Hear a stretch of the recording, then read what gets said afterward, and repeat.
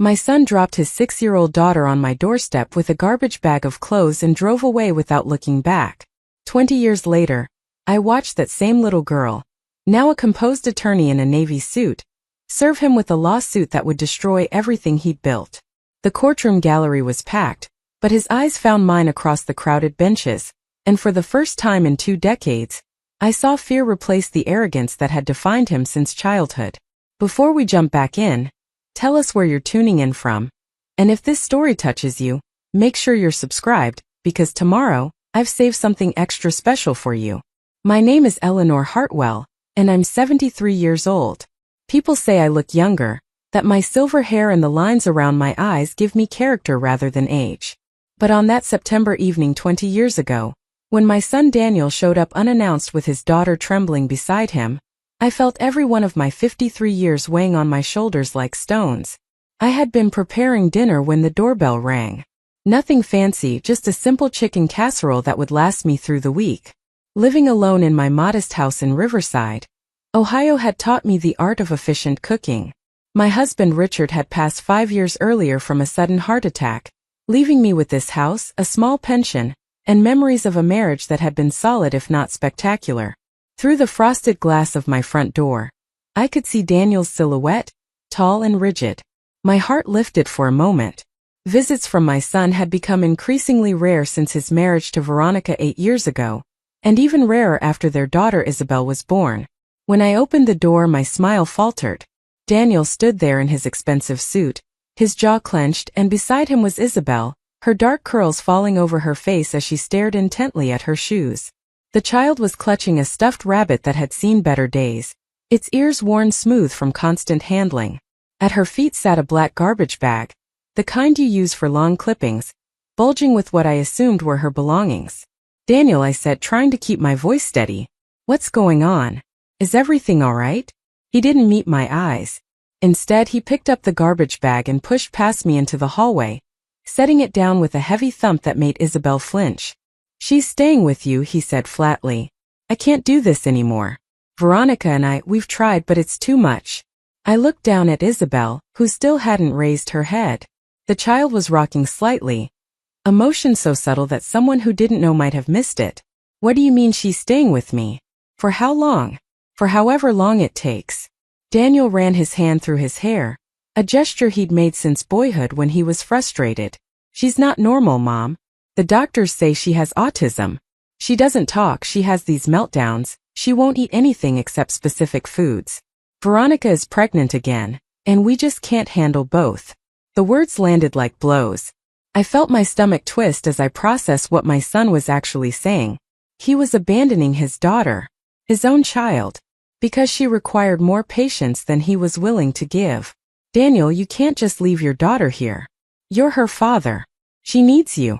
"What she needs," he said coldly, "is structure and consistency that we can't provide right now. You're retired. You have time. We'll send money for her expenses. Consider it temporary." But even as he said it, I could see the lie in his eyes. This wasn't temporary. This was permanent. "Veronica's in the car," Daniel continued, already backing toward the door. "We have an appointment with the real estate agent in 20 minutes. We're looking at houses in Worthington, bigger place, better schools for the new baby." I stared at him in disbelief. "You're buying a new house? A house you're not planning to have room for Isabel in?" He had the decency to look away. "It's a fresh start, Mom. For all of us. Sometimes you have to make difficult choices." Before I could respond, before I could fully grasp what was happening, Daniel was out the door. I heard his car start, watched through the window as he climbed into the passenger seat where Veronica sat scrolling through her phone, never once looking toward my house. They drove away, and just like that, my life changed completely. I stood in my hallway for a full minute, trying to process the enormity of what had just occurred. Then I heard a small sound, barely audible, and looked down. Isabel had finally raised her head, and I saw her face clearly for the first time in months. She had Richard's eyes, deep brown and expressive, though they didn't quite meet mine. Her skin was pale, suggesting she didn't spend much time outdoors, and there was a purple bruise on her left arm that made my chest tighten with concern.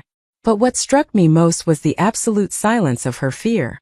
Most children would be crying, asking questions, showing some emotional response to being left with a relative they barely knew. Isabel simply stood there, rocking slightly, holding her rabbit like it was the only solid thing in a world that had just shifted beneath her feet. "Hello, sweetheart," I said softly, kneeling down to her level but keeping some distance. I remembered reading somewhere that autistic children often needed space, that sudden movements or too much closeness could be overwhelming. "My name is Eleanor, but you can call me whatever feels comfortable. Would you like to come inside and see where you'll be staying?" She didn't respond verbally, but after a long moment she took one small step forward, then another. I led her through my small house, narrating what each room was in a quiet, steady voice. "This is the living room. I like to read here in the evenings. That's the kitchen where I was making dinner. Do you like chicken?" No response, but I noticed her nose wrinkle slightly at the mention of chicken. I had a guest bedroom upstairs that had been Richard's home office before he died. It still had his desk and filing cabinets, but there was also a single bed with a plain blue comforter that I used when my sister visited. "This could be your room," I said, pushing open the door. "We can make it more comfortable, add whatever you need." Isabel walked into the room and immediately went to the window. She stood there, not looking out exactly, but tracing the patterns in the frost on the glass with one finger, over and over in the same motion. I left her there and went back downstairs to investigate the garbage bag Daniel had left. Inside, I found a jumble of clothes, none of them folded, most of them mismatched or stained. There were a few books about trains, a box of crayons with most of the colors broken, 3 pairs of socks, and at the very bottom a folder of medical records and school reports. I sat on my couch and opened the folder, my hands shaking as I read through the documentation of my granddaughter's short life. The autism diagnosis had come at age 3. The reports described delayed speech development, sensory sensitivities, difficulty with transitions, and a need for routine and predictability. There were notes from 3 different schools, each one documenting Isabel's struggles to adapt, her frequent meltdowns, the way other children avoided her. There were recommendations for speech therapy, occupational therapy, behavioral interventions, and attached to each recommendation was a note from Daniel or Veronica declining the services due to cost or scheduling conflicts.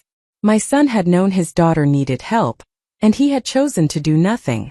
Worse than nothing, he had blamed her for being difficult and ultimately discarded her like an inconvenience. I thought about Daniel as a child, remembering a boy who had been bright and charming, but also deeply self-centered. Richard and I had hoped he would grow out of it, that maturity would teach him empathy and responsibility. Instead, we had watched him choose a woman who reinforced his worst qualities, and together they had created a life built entirely around their own comfort and status. I had failed as a mother. Not in the ways I had worried about when Daniel was young, not by being too strict or too lenient, but by not recognizing that my son lacked the fundamental capacity for selfless love that parenthood requires. That first night with Isabel tested every assumption I had about caring for children. I had raised Daniel, yes, but that had been 30 years ago, and he had been neurotypical, responsive, predictable. Isabel was none of those things. She refused to eat the chicken casserole, refused to even sit at the table while I ate. When I tried to help her unpack her clothes, she had a meltdown that lasted 45 minutes, screaming and hitting herself until I backed away completely and let her calm down on her own. She wouldn't let me help her brush her teeth or change into pajamas. She stood in the bathroom for an hour, just staring at the faucet, turning it on and off, mesmerized by the sound of running water. When I finally suggested she try to sleep, she climbed fully clothed onto the bed and curled into a ball, clutching her rabbit, her eyes wide open and staring at nothing. I sat in the hallway outside her room for most of that night, listening to her breathe, terrified that she would have another meltdown or hurt herself, or simply disappear into whatever private world she inhabited inside her mind. I was 73 years old now, looking back on that night from the perspective of 2 decades, and I could still feel the overwhelming panic I had experienced. I had no training, no understanding of autism beyond the most basic concepts, and no support system. Daniel had effectively dumped his daughter on me and vanished. The next morning I called him 17 times. Every call went to voicemail. I left messages that progressed from confused to angry to desperate, but he never called back. I drove to his old apartment, the one I had helped him move into when he and Veronica first married, But the landlord informed me they had moved out 2 weeks earlier without leaving a forwarding address. It was as if my son had planned this abandonment carefully, timing it so that I would have no way to contact him, no way to refuse or negotiate or demand that he take responsibility for his own child. I was trapped and he knew it. Because what was my alternative? Take Isabel to social services? Let her become another lost child in an overwhelmed system? I couldn't do that to her. Whatever Daniel's failures, whatever my own fears and inadequacies, Isabel was innocent in all of this. Those first few weeks were brutal in ways I hadn't anticipated. Isabel's sensory issues meant that most of my house was hostile territory to her. The refrigerator hummed too loudly. The overhead lights were too bright. The smell of my lavender soap made her gag. She would only eat 5 specific foods: chicken nuggets shaped like dinosaurs, white bread with the crusts cut off, apple slices, plain pasta with butter, and vanilla yogurt. Preparing and narrating this story took us a lot of time, so if you are enjoying it, subscribe to our channel, it means a lot to us. Now back to the story. And only if they were served on a blue plate at exactly 6 o'clock in the evening. She couldn't tolerate tags in her clothing, so I spent hours cutting out every label from every shirt and pair of pants. She needed the bathroom fan turned on whenever she used the toilet, needed her toothbrush to be electric not manual, needed her bath water to be exactly 98 degrees, which I measured with a thermometer I bought specifically for that purpose. Every deviation from routine triggered a meltdown. Every unexpected sound or change in schedule sent her into a panic that manifested as screaming, self-injury, or complete withdrawal. I was exhausted within a week, overwhelmed within 2, and by the end of the first month, I understood exactly why Daniel had abandoned his daughter. Caring for Isabel was relentless, demanding, and emotionally draining in ways that typical parenting never approached. But understanding Daniel's motivation didn't mean I forgave it. If anything, my anger toward my son grew stronger as I recognized the depth of his selfishness and cowardice. I had 2 choices. I could survive this, maintaining the bare minimum and counting the days until Isabel was old enough to be someone else's problem. Or I could actually try to help her, to give her the life and support that her own parents had denied her. I chose the second path, not because I was particularly noble or self-sacrificing, but because I looked into those brown eyes that reminded me so much of Richard, and I saw a person trapped inside circumstances she had never asked for and couldn't control. I started by educating myself. The local library became my second home as I checked out every book about autism I could find. I learned about sensory processing disorders, about the importance of visual schedules and clear communication, about how autistic children often think in patterns and pictures rather than words. I discovered that what looked like defiance or stubbornness was often overwhelm, that what seemed like indifference was sometimes intense focus on something I couldn't perceive. I called the school district and arranged for an evaluation. It took 3 months to get an appointment, but eventually a team of specialists assessed Isabel and confirmed what the medical records had stated. She qualified for special education services, speech therapy, and occupational therapy. The school assigned her an aide who would work with her one-on-one, helping her navigate the social and academic challenges of first grade. I attended every meeting, took notes on every recommendation, and implemented every strategy they suggested. Slowly, incrementally, things began to improve. Isabel started using a picture communication system, pointing to images to indicate what she needed when words failed her. She learned to tolerate more foods, expanding her diet to include grilled cheese sandwiches and strawberries. She discovered a passion for jigsaw puzzles, spending hours fitting together pieces with an intensity and focus that was remarkable. The meltdowns didn't disappear, but they became less frequent and less severe as I learned to anticipate her triggers and help her develop coping mechanisms. By the time Isabel turned 8, we had developed a rhythm, a way of living together that worked for both of us. She still didn't speak much, and when she did, it was often scripted phrases from movies or books she had memorized. But she communicated in other ways, through gestures and expressions and the occasional word carefully chosen and deployed. She was exceptionally intelligent, her teachers reported, particularly gifted in mathematics and pattern recognition. She tested several grade levels ahead in certain subjects, though her social skills and emotional regulation remained areas of significant challenge. I loved her. Not in the automatic biological way that parents are supposed to love their children, but in a deeper, more intentional way that comes from choosing someone every single day despite how difficult that choice might be. I loved her fierce independence, the way she approached the world on her own terms, rather than conforming to expectations she found arbitrary and confusing. I loved her honesty, the way she never lied or manipulated because such social games made no sense to her. I loved watching her solve puzzles, her small hands moving with absolute certainty, her face calm and focused in a way that it never was during the chaos of daily life. Daniel never called. Not on Isabel's birthday, not on Christmas, not once in all those years. The money he had promised never materialized either. I supported us on my pension and Social Security, supplemented by a part-time job. I took at the local library shelving books and helping patrons with computer questions. It was tight financially, especially with the cost of Isabel's therapies and special foods, and the weighted blankets and noise-canceling headphones that helped her regulate her sensory needs. But we managed. I thought about my son often during those years. I wondered if he thought about his daughter at all, if he felt guilt or regret, or if he had successfully compartmentalized her existence into a problem he had solved by passing it off to someone else. I wondered about the new baby, whether it had been a boy or girl, whether Daniel was a better father to that child than he had been to Isabel. I wondered if Veronica ever asked about the daughter they had discarded, or if they had both agreed to simply pretend she had never existed. The anger I felt toward Daniel evolved over time. In the beginning, it had been hot and immediate, the fury of a mother watching her son fail at the most basic requirement of parenthood. But as years passed, the anger cooled into something harder and more permanent, a fundamental reassessment of who my son was and what he was capable of. I had loved him because he was my child, but I no longer liked him, no longer respected him, and if I was being honest with myself, I no longer wanted him in my life or Isabel's. When Isabel turned 13, something remarkable happened. She spoke her first complete, original sentence to me. We were working on a puzzle together, one of those 1,000-piece landscapes that she found soothing, when she looked up at me and said clearly, "Thank you for keeping me." The words were soft but distinct, and they carried a weight of understanding that took my breath away. She knew what Daniel had done.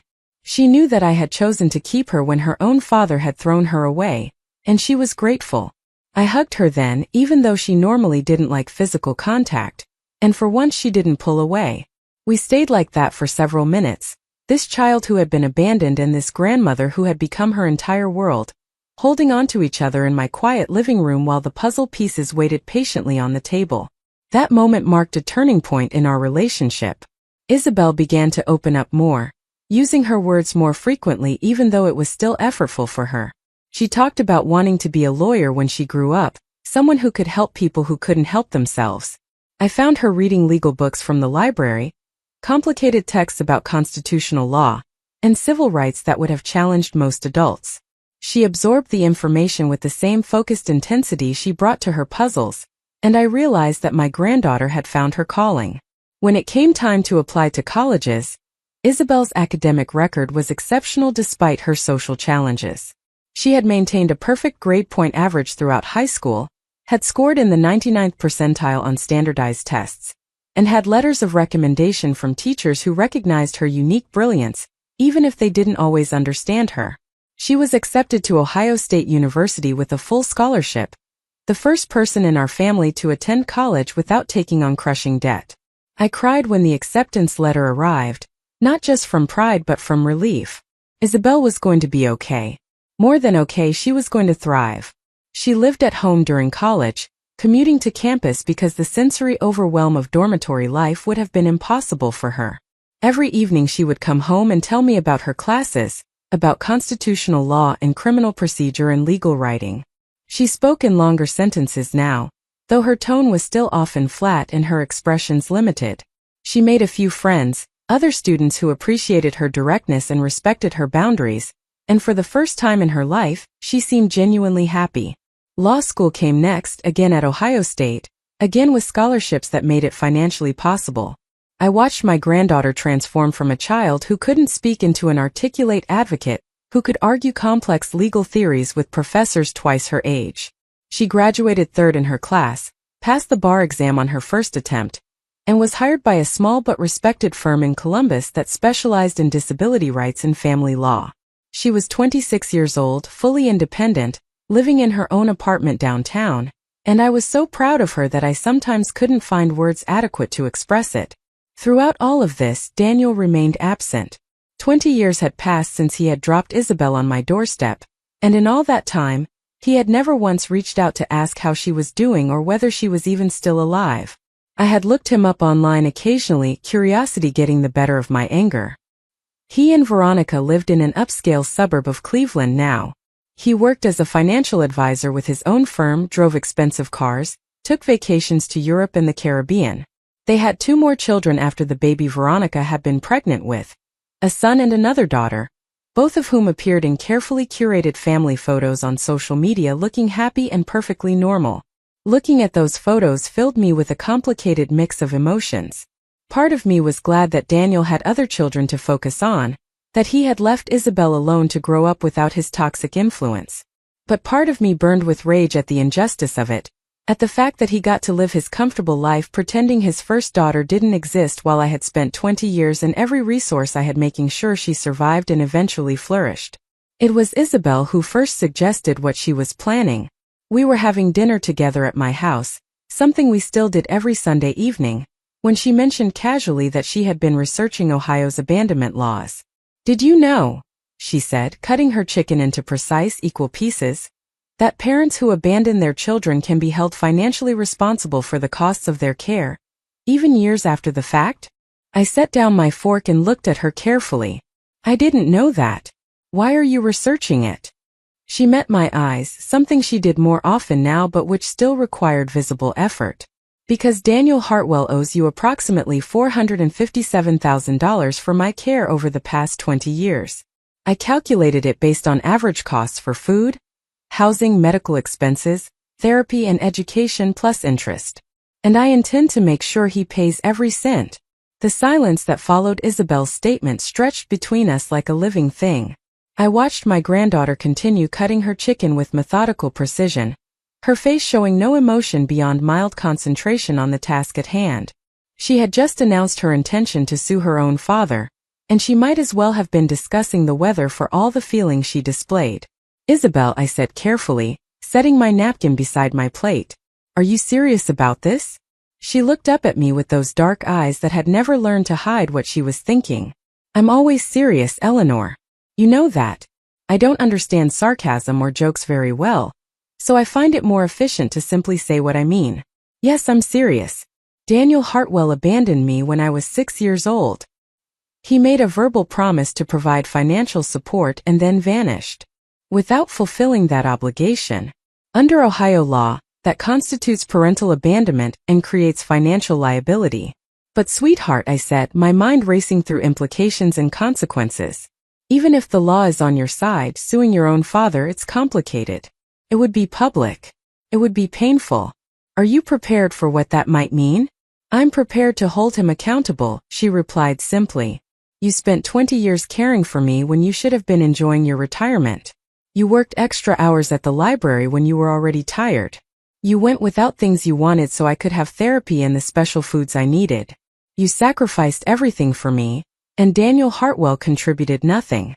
Her hands had stopped moving, the knife and fork resting on either side of her plate. "In the eyes of the law, he owes a debt. I intend to collect it. Not for myself but for you." The matter-of-fact way she spoke about something so emotionally charged was vintage Isabel. She processed the world through logic and systems, through rules and their consistent application. To her, this wasn't about revenge or anger. It was about mathematical equation that needed to be balanced, a wrong that needed to be corrected through the appropriate legal channels. "Have you already filed the lawsuit?" I asked, though I suspected I knew the answer. She nodded. "Yesterday afternoon. Process servers will deliver the complaint to his home and his office tomorrow morning. The case number is CV 2024-8847, filed in Franklin County Common Pleas Court.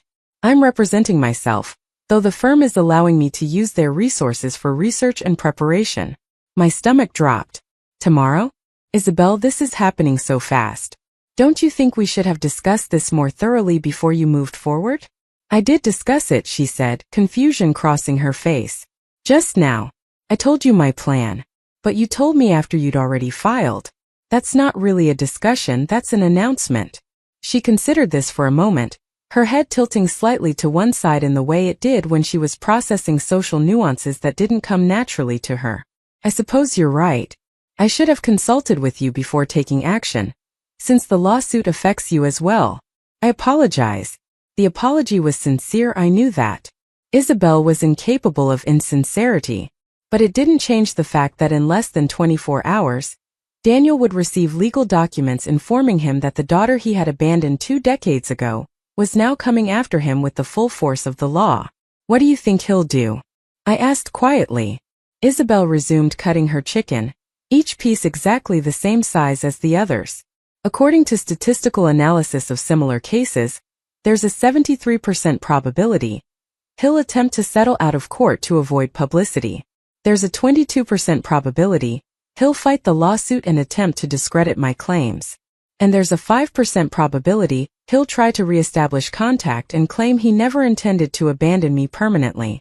Her statistical breakdown of her father's potential responses was both impressive and heartbreaking.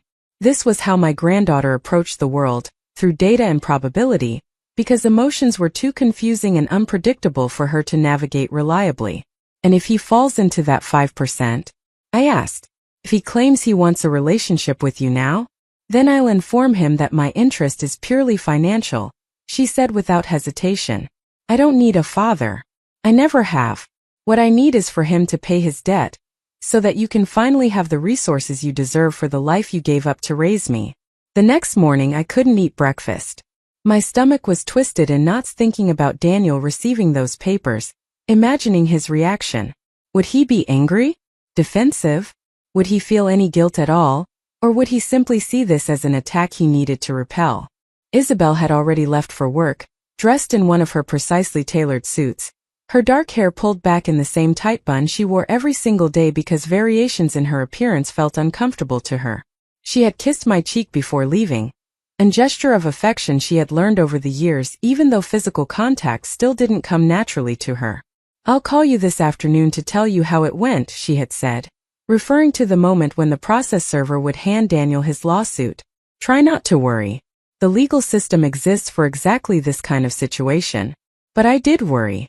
I worried that this would open old wounds that had finally scarred over. I worried that Daniel would retaliate somehow, that he would try to hurt Isabel the way he had hurt her before. I worried that my granddaughter, for all her intelligence and legal knowledge, didn't fully understand the emotional consequences of what she had set in motion. My phone rang at 2:15 that afternoon. The number was one I didn't recognize, but something made me answer it anyway. Eleanor? The voice was older, rougher than I remembered, but unmistakably my son's. Daniel, I said, my heart pounding. What the hell is this? He was shouting, his voice sharp with panic and rage. What kind of game are you playing? Game? I kept my voice level, channeling some of Isabel's calm rationality. I'm not playing any game. Are you telling me you put her up to this? That you convinced that girl to sue me? That girl has a name, I said coldly. Her name is Isabel. And she's not a girl anymore. She's a 26-year-old attorney with her own practice. She made this decision entirely on her own. I heard Daniel breathing hard on the other end of the line. Could picture him pacing in his expensive office with its view of downtown Cleveland. $457,000, he spat. That's insane. There's no way it cost that much to raise her. Actually, I said it cost more. Isabel was being conservative in her calculations. She didn't include the emotional toll, or the opportunities one gave up to care for your daughter. My daughter, he repeated, and I heard something shift in his tone. Mom, she's not right in the head. You know that. She's autistic. The courts aren't going to take her seriously. They're going to see this for what it is. A disturbed woman with a grudge trying to extort money from her successful father. The rage that flooded through me was so intense I had to sit down. You did not just say that. You did not just call your own daughter disturbed. She's a lawyer, Daniel. She graduated third in her class from Ohio State Law School. She passed the bar on her first attempt. She's brilliant and accomplished, and the only thing disturbed about this situation is the man who abandoned her 20 years ago. I was 28 years old, he shouted back. I had a new baby on the way, a struggling business, a wife who was overwhelmed. I made the best decision I could at the time. You made the easiest decision, I corrected. You chose your own comfort over your daughter's well-being. And now you're going to pay for that choice. There was a long pause. When Daniel spoke again, his voice had changed, becoming calculating in a way that reminded me why he had been successful in business. He knew how to shift tactics, how to find leverage. How much would it take to make this go away? He asked. 50,000? I could have that transferred to your account by tomorrow. You think you can buy your way out of this? After 20 years of nothing, you think one payment will erase what you did? Name your price, Mom. Everyone has a price. What's yours? I hung up on him. My hands were shaking so badly I nearly dropped the phone. In all the years of imagining what I might say to Daniel if I ever had the chance, I had never anticipated feeling such pure contempt for the person he had become. When Isabel called an hour later to ask how I was doing, I told her about Daniel's call. She listened without interrupting, processing the information in her methodical way. He attempted to settle, she said when I finished. That's consistent with the 73% probability I calculated. His offer of $50,000 represents approximately 11% of the actual damages. Clearly he's hoping to resolve this quickly and quietly. What happens next? I asked. Now we proceed with discovery, she said, and I could hear the satisfaction in her usually flat voice. I've already submitted requests for his financial records, tax returns, and documentation of his income over the past 20 years. He'll be required to provide all of it under oath. If he refuses or provides false information, that's perjury, which would strengthen our case considerably. The next few weeks unfolded with the inexorable momentum of legal machinery. Isabel filed motion after motion, each one meticulously researched and precisely worded. She requested Daniel's complete financial history, documentation of the new house purchase he had mentioned the night he abandoned Isabel, records of all the vacations and luxury purchases that his social media had documented over the years. She also subpoenaed Veronica, Daniel's wife, requiring her to testify about her knowledge of and involvement in the decision to abandon Isabel. She tracked down the 3 schools that Isabel had attended before coming to live with me, obtaining records that showed Daniel and Veronica had been repeatedly informed of Isabel's need for services and had repeatedly declined them. Every piece of evidence built toward a single damning narrative. Daniel Hartwell had knowingly abandoned a disabled child, broken his promise to provide financial support, and then lived a life of luxury while his elderly mother struggled to provide for his daughter's needs. Daniel hired an attorney, a partner at one of Cleveland's most prestigious firms. Gerald Hutchinson was exactly what you would expect, silver-haired, expensive suit, voice that dripped with condescension whenever he addressed Isabel in court filings. His strategy became clear quickly. He was going to argue that I had voluntarily taken custody of Isabel, that Daniel had reasonably believed I wanted to raise her, and that therefore he owed nothing.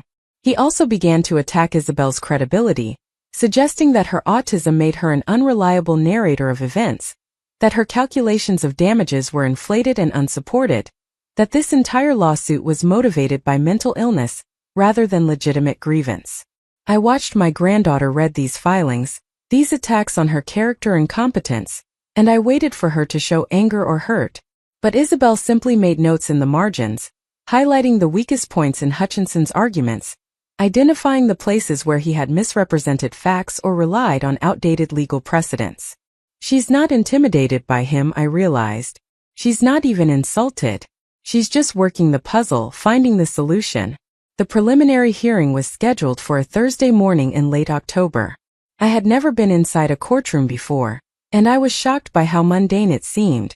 Gray walls, fluorescent lights, uncomfortable wooden benches for observers. Judge Patricia Mendez presided, a woman in her early 60s with sharp eyes and a no-nonsense demeanor. Daniel sat at the defense table with Gerald Hutchinson, wearing a navy suit that probably cost more than my monthly pension. He looked older than I remembered, his hair graying at the temples, lines around his eyes. But his expression was the same, that mixture of arrogance and irritation that had defined him since childhood. He didn't look at me when I entered the courtroom, kept his eyes fixed straight ahead like I didn't exist. Isabel sat alone at the plaintiff's table, her files organized in color-coded folders, her laptop open to a document covered in highlighted text. She had explained to me that this hearing would address preliminary motions, specifically Daniel's motion to dismiss the case on grounds that too much time had passed and that Ohio's statute of limitations barred the lawsuit. "All rise," the bailiff called, and we stood as Judge Mendez entered. The hearing began with Hutchinson's arguments. He spoke in smooth, confident tones about legal precedents and procedural requirements. He argued that Ohio's statute of limitations for abandonment claims was 10 years, that Isabel had waited too long to bring her lawsuit, and that the court should dismiss the case without even considering the merits. "Your Honor," Hutchinson said, spreading his hands in a gesture of reasonableness, "my client acknowledges that his relationship with his daughter has been complicated. But the law is clear. You cannot bring a claim decades after the alleged harm occurred. The statute of limitations exists precisely to prevent this kind of stale litigation." Judge Mendez turned to Isabel. "Ms. Hartwell, how do you respond?" Isabel stood, her movements precise and controlled. "Your Honor, Ohio Revised Code Section 3103.03 establishes that parents have a legal duty to support their children until the age of 18. When Mr. Hartwell abandoned me at age 6, that duty didn't disappear. It was transferred to my grandmother, who had to assume all financial responsibility for my care." She paused, consulting her notes. "The statute of limitations doesn't begin to run until the injured party knows, or should have known of the harm. I didn't have the legal capacity to bring this claim as a minor, and it wasn't until I became an attorney myself that I fully understood the extent of the financial burden that had been placed on my grandmother." Hutchinson started to interrupt, but Judge Mendez held up her hand. "Let her finish, Mr. Hutchinson." Isabel continued, her voice never wavering. "Additionally, the defendant's argument ignores the discovery rule. Under Ohio law, when a defendant has concealed their wrongdoing, the statute of limitations is told until the plaintiff discovers the fraud. Mr. Hartwell disappeared completely after abandoning me. He left no forwarding address, accepted no communication, and actively avoided any contact that might have led to him being held accountable. That concealment tolls the statute." Judge Mendez was leaning forward now, clearly interested. "Mr. Hutchinson, did your client maintain any contact with his daughter after leaving her with Mrs. Hartwell?" Hutchinson shifted uncomfortably. "Your Honor, my client believed that Mrs. Hartwell wished to raise the child. He thought he was doing what was best for everyone involved." "That's not what I asked," Judge Mendez said sharply. "Did he or did he not maintain contact? Phone calls, letters, birthday cards, child support payments, anything?" Hutchinson glanced at Daniel, who shook his head slightly. "No, Your Honor. There was no contact." "And did he provide any financial support during the 20 years that his mother was raising his daughter?" "Again, no." "But Your Honor, the circumstances," Judge Mendez cut him off. "I've heard enough. Motion to dismiss is denied. This case has sufficient merit to proceed to discovery and eventual trial. Mr. Hartwell, you will comply with all discovery requests from the plaintiff, and you will do so in a timely and complete manner. Any attempts to conceal assets or provide false information will result in sanctions. Do you understand?" Daniel stood reluctantly. "Yes, Your Honor." The hearing ended, and I watched Daniel and his attorney huddle together in urgent conversation before leaving through a side door without once looking in our direction. Isabel packed up her files methodically, showing no sign of the victory she had just won. "That went well," she said to me as we left the courtroom. "The judge's ruling establishes that we can proceed. Now comes the difficult part, actually proving the extent of the damages and demonstrating that Daniel's abandonment directly caused financial harm to you. How are you feeling?" I asked her as we walked to the parking garage. "About what?" "About confronting your father. About standing in the same room with the man who abandoned you." She considered this as we reached my car, her face showing the intense concentration she always displayed when trying to understand emotional nuances. "I feel satisfied," she said finally. "The legal system is working as it should. A wrong is being addressed through appropriate channels. That's all I wanted. But don't you feel anything else?" I pressed gently. "Anger? Hurt?" She unlocked her car, a sensible sedan she had bought used with money from her first lawyer paycheck. "I used to feel those things," she said quietly. "When I was younger, before I understood what he had done. I used to think I had done something wrong, that I had been too difficult, too broken for him to love. But then I learned about autism, Learned that my brain simply works differently than other people's brains. There's nothing wrong with me, Eleanor. I'm not broken. I'm just different. And if Daniel Hartwell couldn't accept that, if he chose to abandon his daughter rather than learn how to parent her, then that's his failure, not mine. She got into her car, then looked up at me through the open door. I don't need him to apologize or explain or ask for forgiveness. I just need him to pay the debt he owes. That's justice, and justice is enough. As I drove home, I thought about what Isabel had said. For her, this lawsuit really was just about justice, about correcting an imbalance and enforcing accountability. She wasn't seeking emotional closure or trying to hurt Daniel the way he had hurt her. She was simply applying the law to a situation that violated it. But for me, it was more complicated.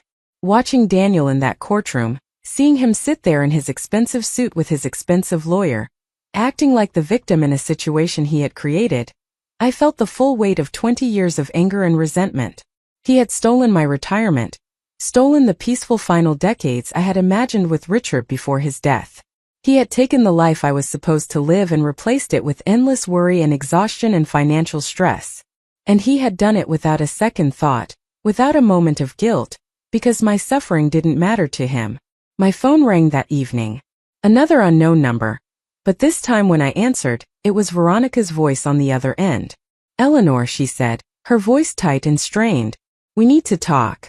I don't think we have anything to discuss, Veronica." "Please," she said, and I heard something in her voice that might have been desperation. "I need you to understand what really happened. Daniel has painted this picture of abandonment, but it wasn't like that. We were overwhelmed. We tried." I laughed bitterly. "You tried? You tried so hard that you moved to a bigger house and had 2 more children and went on vacations to Europe while your first daughter learned to speak with a woman who had no training and no support? Those other children are normal," Veronica snapped, then seemed to realize what she had said. "I mean, they don't require special care. They're easier." "Isabel wasn't easy," I said coldly. "She was a child who needed her parents. And you threw her away because she required more effort than you wanted to give." "That's not fair," Veronica protested. "You don't know what it was like. The constant meltdowns, the therapy appointments, the stares from other parents. I had postpartum depression. I was barely holding myself together. So you sacrificed your daughter to make your life easier. And now you want me to feel sorry for you?" There was a long silence. "We'll fight this lawsuit," Veronica said finally, her voice hardening. "Gerald says we have a good chance of winning. Daniel's within his rights to make choices about custody arrangements. Tell your lawyer to read the case law on parental abandonment," I suggested. "And tell Daniel that if he thinks I'm going to let him walk away from this the way he walked away from Isabel, he's badly mistaken. This time there are consequences." I hung up before she could respond. The discovery process over the following months was brutal and invasive. Isabel subpoenaed every financial document Daniel and Veronica had, and what emerged was a portrait of breathtaking hypocrisy. In the year after abandoning Isabel, Daniel and Veronica had purchased a house worth $680,000. They had taken a vacation to Italy costing $12,000. They had bought a boat, joined a country club, and enrolled their younger children in private schools that cost $30,000 per year per child. Meanwhile, I had been cutting coupons, working extra hours at the library, and buying Isabel's clothes from thrift stores. Meanwhile, Isabel had been attending underfunded public schools, getting her therapy services only because they were mandated by law, eating the same 5 foods because I couldn't afford a nutritionist who might have helped expand her diet. The contrast was damning, and Isabel documented every bit of it in her filings. She created charts comparing Daniel's spending on luxury items to the money I had spent on Isabel's basic needs. She calculated that in the 20 years since the abandonment, Daniel's household income had totaled approximately $4.2 million, while my income had been roughly $420,000. She demonstrated that Daniel could easily have provided child support, could have contributed to Isabel's therapy and education, but had chosen not to because he believed he could abandon his responsibilities without consequences. I was deposed in January, required to sit in a conference room with Hutchinson firing questions at me for 6 hours while a court reporter transcribed every word. He tried to make it sound like I had wanted to take custody of Isabel, like Daniel had given me a gift rather than dumping his responsibility on me. "Is it true, Mrs. Hartwell, That you told your son you would love to spend more time with your granddaughter? Hutchinson asked, his voice dripping with false sympathy. I said I wanted to see her more often, I replied carefully. That's not the same as volunteering to raise her full-time with no support. But you never refused to take her in, did you? You could have said no when Daniel brought her to your house. I stared at him in disbelief. What was I supposed to do? Let my 6-year-old granddaughter become a ward of the state? Turn her away and let her think she had no family who wanted her? You had choices, Hutchinson said. You made the choice to take responsibility for Isabel. That doesn't create an obligation on my client's part. Daniel made a choice too, I said, my voice shaking with suppressed rage. He chose to abandon his disabled daughter with an elderly woman on a fixed income. He chose to disappear completely. He chose to start a new family and pretend his first daughter never existed. Those were his choices, Mr. Hutchinson, and now he's going to answer for them. Daniel's deposition was scheduled for February, and Isabel had told me I was welcome to attend as an observer. I sat in the back of the conference room and watched my son squirm under my granddaughter's questioning. She was methodical, relentless, asking him to explain every decision, every purchase, every choice he had made over 20 years. Mr. Hartwell, Isabel said, her voice professionally neutral, can you explain why you believed it was appropriate to leave your 6-year-old daughter with your mother without establishing any formal custody arrangement? I thought Mom wanted to help, Daniel said, not meeting her eyes. She had always been good with kids. It seemed like a good temporary solution. Temporary, Isabel repeated. How long did you intend this temporary arrangement to last? I don't know. A few months, maybe a year. Until we got settled. And did you communicate that timeline to Mrs. Eleanor Hartwell? Not explicitly, no. Did you call to check on me during this temporary period? Daniel shifted in his seat. Things were complicated. Veronica was having a difficult pregnancy. I was starting my business. I meant to call, but time got away from me. Time got away from you, Isabel said, making a note. For 20 years. Can you tell me the date of your last contact with your mother regarding my welfare? There was a long pause. I don't remember exactly. Was it within the first year after you abandoned me? Daniel's lawyer objected to the word abandoned, but Isabel ignored him. I'm not sure, Daniel admitted. And have you ever at any time in the past 2 decades sent money to support my care? No, but he started. Yes or no, Mr. Hartwell? No. Have you sent birthday cards, Christmas gifts, or any indication that you remembered you had a daughter living with your mother? No. Have you inquired about my education, my health, my development, or any aspect of my life? Daniel's face was red now, sweat beading on his forehead. No. The deposition continued for 8 hours, and by the end, Daniel looked like he had been physically beaten.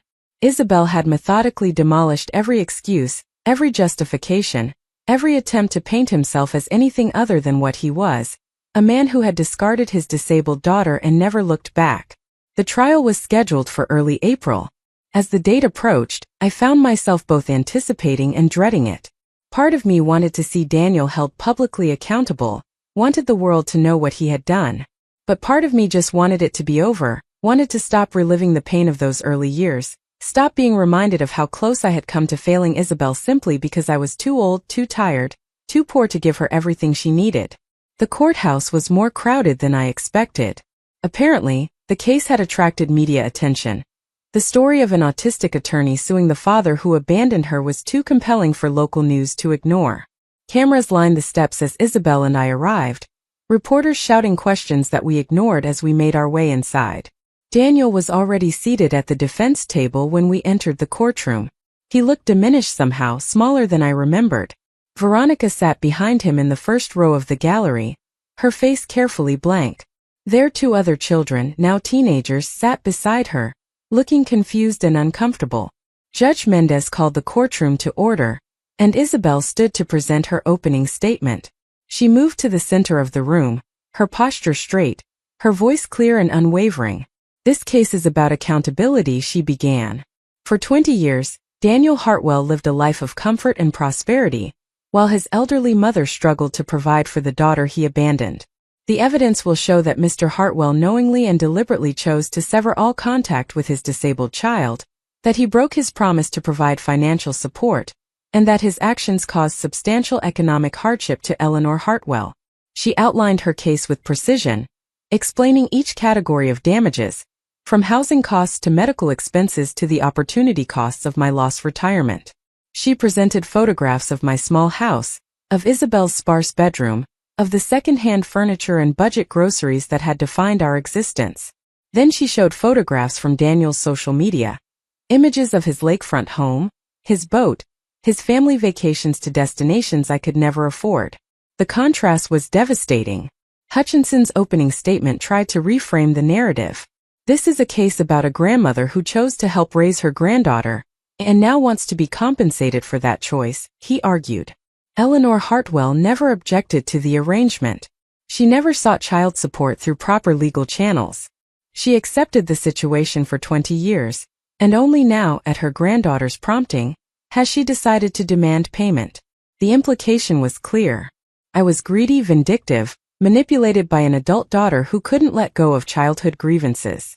The first witnesses were the therapists and teachers who had worked with Isabel over the years. They testified about her needs, the cost of services, the dedication required to help an autistic child thrive.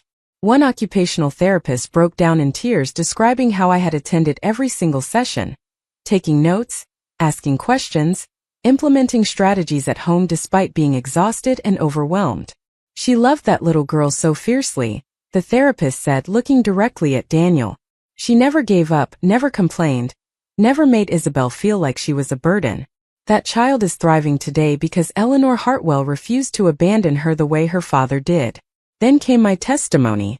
Isabel questioned me gently, walking me through the night Daniel had left Isabel on my doorstep, the years of struggle that followed, the financial calculations I had made to ensure Isabel had what she needed even when it meant I went without. Hutchinson's cross-examination was brutal. He suggested I had exaggerated expenses, that I had chosen expensive therapies when cheaper alternatives existed, that I could have sought government assistance but had been too proud. He implied that I was using Isabel's lawsuit to fund a retirement I hadn't adequately planned for. Did you or did you not tell your son that you wanted to spend more time with your granddaughter? Hutchinson demanded. I said I wanted to see her, I replied firmly. That's very different from agreeing to raise her permanently with no support. But you never refused, did you?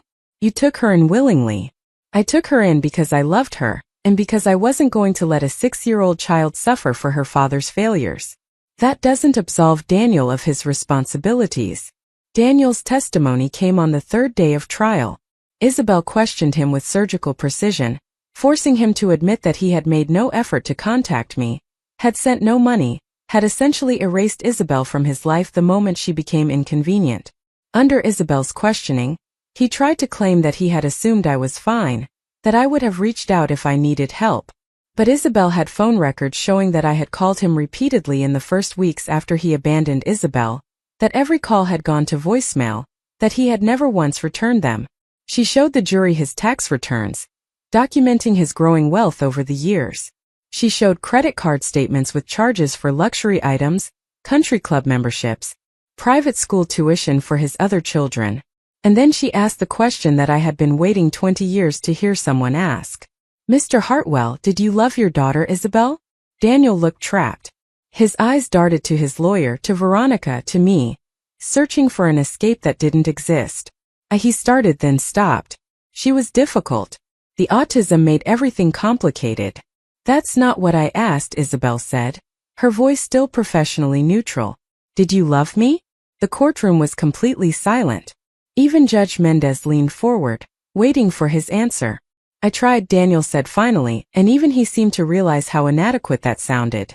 But you gave up, Isabel stated. Yes, he whispered. Because I was too difficult to love. Because loving me required effort you weren't willing to give. Hutchinson objected, but the damage was done. The jury had heard what they needed to hear. Closing arguments happened on a Friday morning. Isabel spoke for 30 minutes, methodically reviewing every piece of evidence, every testimony, every financial document that demonstrated Daniel's abandonment and its cost. She ended by turning to face her father directly. Daniel Hartwell made a choice 20 years ago, she said. He chose his own comfort over his daughter's welfare. He chose wealth and status over responsibility and love. The law exists to ensure that such choices have consequences. I'm asking this jury to hold him accountable, not out of revenge, but because justice requires it. The jury deliberated for less than 4 hours. When they returned, the forewoman stood and read the verdict. We find in favor of the plaintiff Eleanor Hartwell, in the amount of $457,000 in compensatory damages. We further award punitive damages in the amount of $200,000, for a total judgment of $657,000. The courtroom erupted. Daniel's face went white. Veronica started crying. And Isabel simply gathered her files, showing no emotion beyond mild satisfaction that the equation had finally been balanced. Outside the courthouse, reporters surrounded us with cameras and microphones. Isabel gave a brief statement about parental responsibility and the rights of disabled children, her voice never wavering, her expression neutral. I stood beside her. This remarkable woman who had been thrown away as a broken child, and had grown into someone who could stand in a courtroom and demand justice in her own voice.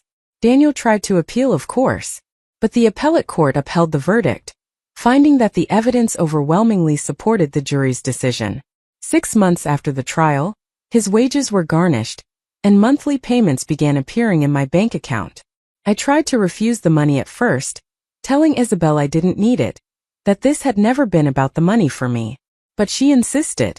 "You earned this," she said firmly. "You sacrificed 20 years for me. Now you get to have the retirement you should have had all along." With the settlement money, I was finally able to retire completely from the library. I traveled for the first time in decades, visiting places I had only read about. I donated a substantial amount to autism advocacy organizations and scholarship funds for disabled students. And I set aside money for Isabel, for the house she wanted to buy, for the future she was building. Daniel and I never spoke again after the trial. I heard through distant relatives that he and Veronica had divorced, that his business had suffered from the publicity, that his other children had learned about the sister their father had hidden from them and were struggling to reconcile that knowledge with the man they thought they knew. I felt no satisfaction in his downfall, but I felt no sympathy either. He had made his choices, and now he was living with their consequences. Isabel continued to thrive. She made partner at her firm, specializing in family law and disability rights. She bought a small house near mine, carefully designed to accommodate her sensory needs. She never married, never had children of her own, but she built a life that was rich and fulfilling on her own terms. We still had dinner together every Sunday evening, still worked on puzzles side by side, still shared the comfortable silence of two people who had survived something terrible together and come out stronger. On Isabel's 30th birthday, we sat in my living room with cake she had made herself, chocolate with vanilla frosting, cut into precise equal pieces. "Thank you," she said suddenly, looking at me with those dark eyes that had learned over the years to show more warmth. "For what, sweetheart?" "For keeping me," she said simply. "For choosing me every day when it would have been easier not to. For teaching me that I was worth fighting for, even when my own father didn't think so." I reached across and took her hand, this woman who had taught me more about love and resilience than I had ever taught her. "You were always worth fighting for," I said. Always. That night, after Isabel had gone home, I thought about the long journey we had taken together. From that terrible September evening when a frightened 6-year-old appeared on my doorstep, through all the struggles and breakthroughs and small victories, to the courtroom where justice had finally been served. Daniel had tried to throw his daughter away, to erase her from his life like she had never existed. But Isabel had refused to be erased. She had grown, learned, fought, and ultimately held him accountable in the most public way possible. She had proven that being different didn't mean being less, that autism wasn't a tragedy, but simply another way of experiencing the world. Looking back now, I understood that the real victory hadn't happened in that courtroom. It had happened in thousands of small moments over 20 years. It had happened every time Isabel mastered a new skill, every time she found her voice, every time she refused to let the world diminish her. The lawsuit had given us financial compensation and public vindication, but the true triumph was simpler and more profound. Isabel had survived, had thrived, had become exactly who she was meant to be. And I had been privileged to witness it. Up next, you've got 2 more standout stories right on your screen. If this one hit the mark, you won't want to pass these up. Just click and check them out.